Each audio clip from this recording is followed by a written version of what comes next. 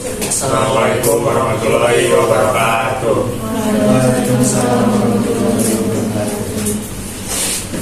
Saya Muhammad Ali Mufti dengan NIM 444423060. Saya Febri Pratama dengan NIM 444423080. Di sini kami akan mempresentasikan tentang kosmologi politik, skenario thinking membangun perdamaian dunia.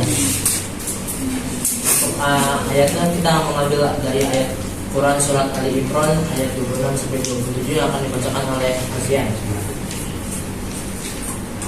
Bismillahirrahmanirrahim. Allahumma malikal mulki tu'til mulka man tasya wa tanzi'ul mulka mimman tasya wa tu'izzu man tasya wa tudhillu man tasya biyadikal khayr innaka ala kulli syai'in qadir. Tulijul laila fin nahari wa tulijul nahara fil lail wa tulijul nahara min mayitin wa tulijul mayita minal hayy wa tarzuqu man tasya'u bighairi hisab. Artinya, dan disempurnakan kepada tiap-tiap diri balasan apa yang diusahakannya sedang mereka tidak dizalimi. Katakanlah, ya Allah yang mempunyai kerajaan, Engkau berikan kerajaan kepada orang yang Engkau kehendaki, dan Engkau cabut kerajaan dari orang yang Engkau kehendaki. Engkau muliakan perang yang Engkau kehendaki, dan Engkau hinakan orang yang Engkau kehendaki. Di tangan Engkaulah segala kebaikan. Sesungguhnya Engkau maha kuasa atas segala sesuatu. Engkau memasukkan malam ke dalam siang, dan Engkau memasukkan siang ke dalam malam. Engkau keluarkan yang hidup dari yang mati, dan Engkau keluarkan yang mati dari yang hidup. Dan Engkau beri rezeki siapa yang Engkau kehendaki tanpa hisab. Quran surat Al Imran ayat 26 sampai ayat 27.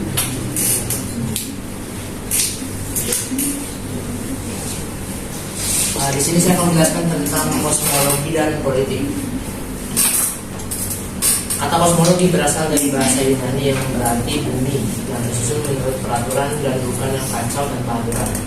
Kosmos juga dapat berarti alam semesta. Alam semesta berarti jagat raya. Kemudian menjadi cabang ilmu kosmologi yang memandang alam semesta sebagai suatu keseluruhan integral. Sedangkan kosmos secara literal berarti tatanan dan keindahan. Alam semesta atau disebut bumi adalah suatu planet di dalam tata surya yang mengitari planet. Jadi kosmologi adalah suatu ilmu yang mempelajari hubungan antara ruang dan waktu terhadap alam semesta. Dan untuk politik sendiri, politik pada dasarnya merupakan suatu fenomena di mana fenomena tersebut berkaitan dengan manusia yang selalu hidup secara bermasyarakat. Pada kodratnya, manusia adalah makhluk sosial yang hidup secara dinamis dan berkembang. Hal tersebutlah yang dapat menjelaskan bahwa politik merupakan gejala yang mewujudkan diri manusia dalam rangka proses perkembangan, karena manusia itu sendiri adalah inti utama dari politik. Selanjutnya ada rekonstruksi mental model. Di dalam surat Al-Imran ayat 26-27 merupakan respon dari Al-Quran terhadap perdebatan antara sahabat Nabi dengan kaum kafir Quraisy terkait konflik dari dua negara hidayah pada saat itu, yaitu Romawi dan Persia. Ayat di atas sangat menarik untuk dianalisis dengan pendekatan kosmologi politik yang mempelajari hubungan ruang dan waktu, asal mula dan evolusi dari pemikiran yang mendasar tentang konsep negara, kekuasaan, dan keadilan, perang dan damai. Kosmologi politik membongkar mental model dari para aktor menganalisis penyebab perang dalam kondisi apa perang yang dapat dikendalikan dan dapat dicegah sehingga di masa depan terwujud perdamaian dunia. Perspektif yang dilakukan meliputi berbagai pendapat, mulai dari pendekatan psikologis atau biologis, ideologis, politik, domestik, relasi rasional antar negara, sampai pada pendekatan sistemik. Selanjutnya ada yang merumuskan identitas politik. Untuk merumuskan identitas politik itu sendiri berhubungan dengan antar bangsa-bangsa yang memiliki suatu ikatan batin dengan identitas politik, yaitu antara bangsa-bangsa yang menganut agama yang bersumber dari Tuhan di satu pihak, dan bangsa-bangsa yang menganut agama yang tidak bersumber dari Tuhan pada pihak yang lain. Pada surah Ar-Rum ayat 2-4 menjelaskan tentang kekalahan dari bangsa Romawi atas bangsa Persia. Bangsa Romawi beragama Nasrani atau ahli kitab, sedangkan bangsa Persia beragama Majusi atau musyrik yang menyembah api. Mendengar kemenangan bangsa Persia ini, orang musyrik Mekah bergembira karena mereka merasa agama mereka dengan agama bangsa Persia sama-sama menyekutukan Tuhan. Tapi pada sahabat Nabi Muhammad SAW, mereka bersedih hati karena kaum muslimin merasa dekat dengan agama Nasrani yang sama-sama menganut agama Samawi.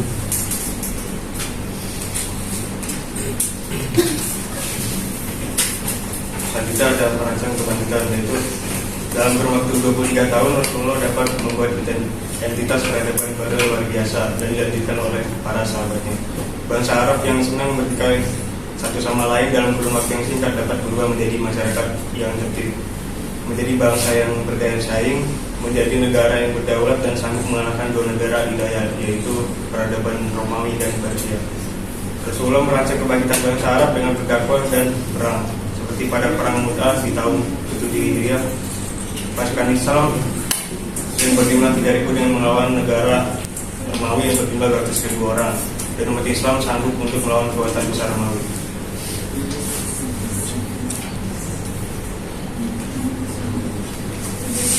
Di peran dalam Islam terdapat ada yang namanya pekik takbir. Takbir ini tak hanya dikumandangkan untuk panggilan salah saja. Takbir juga digunakan sebagai seruan gerakan jihad melawan penjajah, bukan sesama muslim. Jihad dilakukan dengan tulus, ikhlas, dengan mengharapkan syahid. Islam merupakan senjata ideologi politik dan pangkal tolak kesadaran kebangsaan, cinta tanah air, dan perlawanan kepada penjajah. Umat Islam sendiri menempatkan negara pada posisi yang wajib dibela dan dipertahankan. Bela negara merupakan bagian dari jihad di jalan Allah Subhanahu wa Ta'ala, dan gugur dalam pembelaan itu adalah syahid.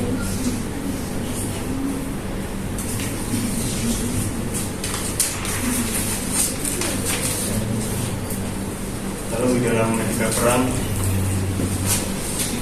Islam sebagai agama yang sempurna itu memadukan antara jalan kasih, sikap keras, dan tegas.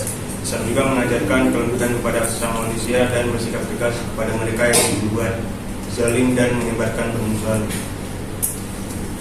Islam mengajarkan kita etika berperang. Umat Islam diharuskan menjaga kehormatan dan dilarang mengadakan perang pada 4 bulan yang ditetapkan, yakni bulan Zulkaidah, Zulhijjah, Muharram, dan Rajab.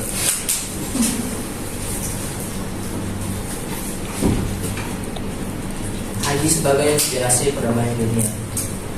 Haji merupakan jalan yang dapat mewujudkan persatuan umat Islam secara global dari pelosok bumi timur dan barat. Allah menetapkan kewajiban ibadah haji. Dengan melakukan ibadah haji, umat Islam dari berbagai suku, bangsa, ras, dan aliran berbeda dapat berkumpul bersama pada satu tanah lapang bernama Arafah. Bulan haji adalah bulan perdamaian. Seorang muslim yang sedang melakukan haji harus hidup dengan aman dan damai dalam arti yang luas. Dengan melakukan ibadah haji,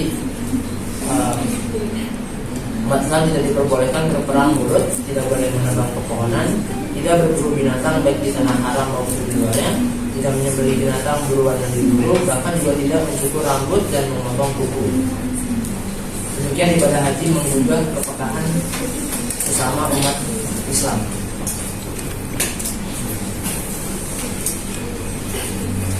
Jika ada pesan kemanusiaan dari haji berikut.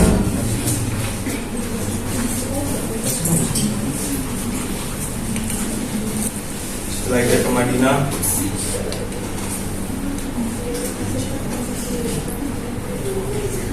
ke Madinah, Rasulullah hanya sekali menunaikan ibadah haji yang dikenal dengan haji wada atau haji perpisahan. Disebut haji wada karena tidak lama setelah menunaikan ibadah haji tersebut, Rasulullah wafat meninggalkan kaum muslimin. Dalam kesempatan saat itu, Rasulullah menyampaikan khutbah yang panjang di hadapan jemaah haji. Khutbah ini dikenal dengan khutbah wada atau khutbah perpisahan. Khutbah perpisahan Rasulullah ini menjelaskan beberapa soal dasar yang akan dihadapi kaum muslimin, baik berkaitan dengan masalah sosial dan ekonomi serta hak-hak manusia. Lalu khutbah ini pun memberikan perhatian serius tentang masalah keluarga. Setelah menyampaikan pesan-pesan penting tersebut, Rasulullah memerintahkan siapapun yang hadir saat itu untuk menyampaikan kepada kawan dan kerabatnya yang tidak hadir. Perintah tersebut disampaikan mengingat pentingnya berbagai pesan dan ajaran yang diungkapkan dalam khutbah tersebut.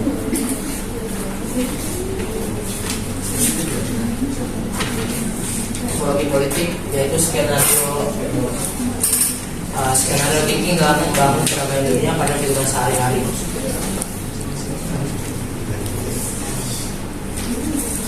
Seperti yang dapat kita ketahui bersama bahwa saat ini masih ada beberapa bangsa yang berperang dan berpecah belah. Salah satunya adalah perang antara Israel dan juga Palestina.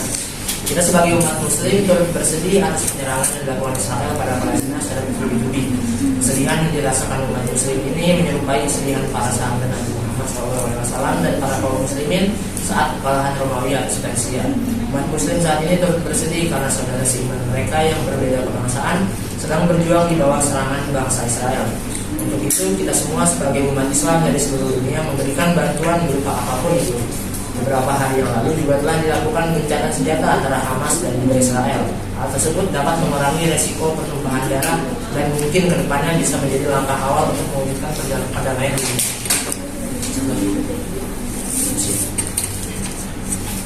Tidak hanya Palestina dan Israel, saat ini terjadi perang Rusia dan Ukraina sejak tahun 2022 lalu.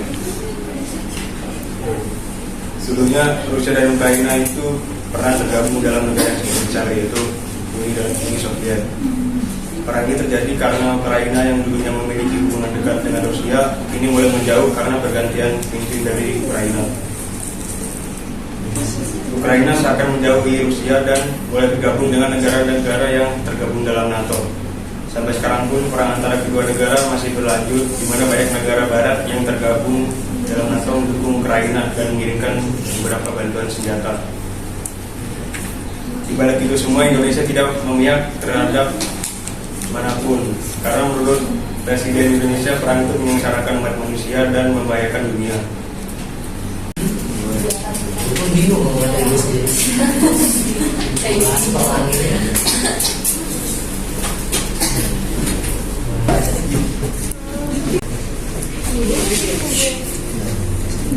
Saya ingin bertanya. Gimana deh? Silakan. Ya, perkenalkan nama saya Bunga Amelia, NIM-nya 444230043. Saya ingin bertanya, tadi kan skenario yang diambil itu kan perang antara Israel dengan Palestina. Relasi, apakah ada hubungan relasi antara skenario dengan temanya? Kalau misalnya ada, boleh gak tolong menjelasin relasinya itu apa? Terima kasih. Sebentar, coba dulu ke tema itu.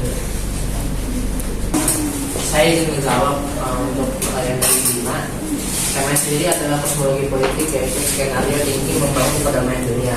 Dengan saya mengambil kedua permasalahan tersebut, kita dapat menyimpulkan bahwa perdamaian dunia dapat dibentuk dengan gencatan senjata antara Hamas dan juga Israel. Selain itu, perjanjian mengakhiri perang juga dapat menjadi langkah awal dari kedua negara dalam mewujudkan suatu perdamaian. Itu. Ya, Terjawab kan? terjawab. Ada yang mau nanya lagi? Boleh, Rahmat, silakan. Izin bertanya, Nama saya Rahmawati dengan NIM 444430039. Pertanyaannya itu boleh dijelasin nggak tentang asbabun nuzul dari surat Ar-Rum ayat 2-4 yang tadi dibacain? Terima kasih. Izin jawab dari pertanyaan dari Rahmawati. Surat Ar-Rum ini menjelaskan tentang kekalahan dari bangsa Romawi atas bangsa Persia. Bangsa Romawi ini beragama Nasrani, sedangkan bangsa Persia beragama Majusi yang menyembah api.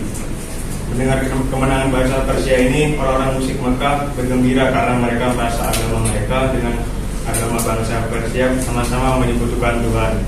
Tapi para sahabat Nabi bersedih karena hati kaum muslimin merasa dekat dengan agama Nasrani yang sama-sama menganut agama Samawi. Tetapi kemenangan tersebut tidak berlangsung lama. Dalam kurun waktu 7-8 tahun dari kemenangan tersebut terjadi lagi perang yang digunakan oleh bangsa Romawi. Terima kasih. Ya, sekian presentasi dari kami, kurang lebihnya mohon maaf. Assalamualaikum warahmatullahi wabarakatuh. Waalaikumsalam warahmatullahi wabarakatuh.